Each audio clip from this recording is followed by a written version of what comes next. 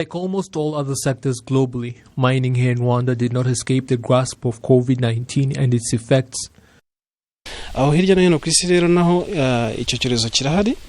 Because the pandemic is so widespread across the globe, most of the industries that needed the minerals mined closed their doors, and even those that have resumed operations, such as in China, operate at low capacity.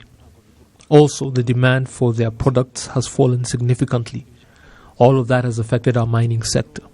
Plus, miners, just like everybody else, are required to respect the preventive measures in place.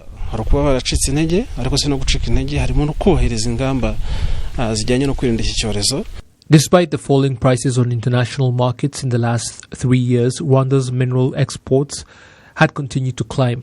7,000 tons during the 2017-2018 fiscal year and double that during the following fiscal year, resulting in $373 million in revenue. Those in the sector say they are not letting up. The minerals we are mining and the products made from them are going to be needed a lot in the future. It may take a while for things like wolfram to once again be in demand, because it could be a while before many vehicles are made and bought again. But when the aviation sector is back into full swing, it will spur things on. Now, with prices on the international market going to bounce back eventually, all we need to do is find a way to keep mining and store our minerals, and that is what we ask our leaders to help us with, just as they have been helping other sectors. In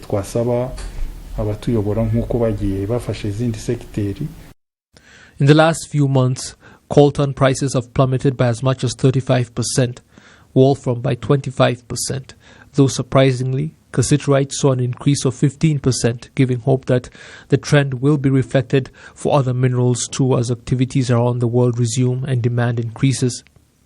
Despite the pandemic and its devastating effects, officials on Rwanda's Mines, Petroleum and Gas Board are optimistic moving forward.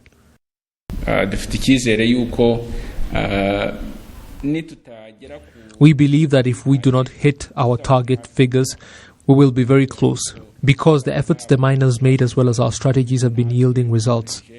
We decided to do 4 things. The first being to increase productivity, collaborating with the miners themselves, with each mining company increasing capacity and bringing in more equipment so that the time we have is properly used and the minerals reach international markets.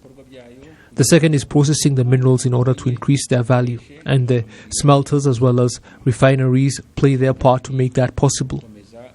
Third, to work with our regional neighbors so that all minerals from the region reach international markets, and those able to be processed in our country to meet all international standards, including legal ones, are processed accordingly. And finally, is operating while protecting ourselves from COVID.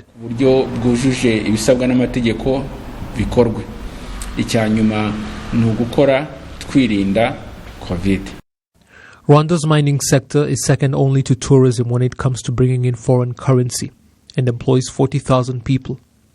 This year it is expected to bring in $800 million, double the previous one.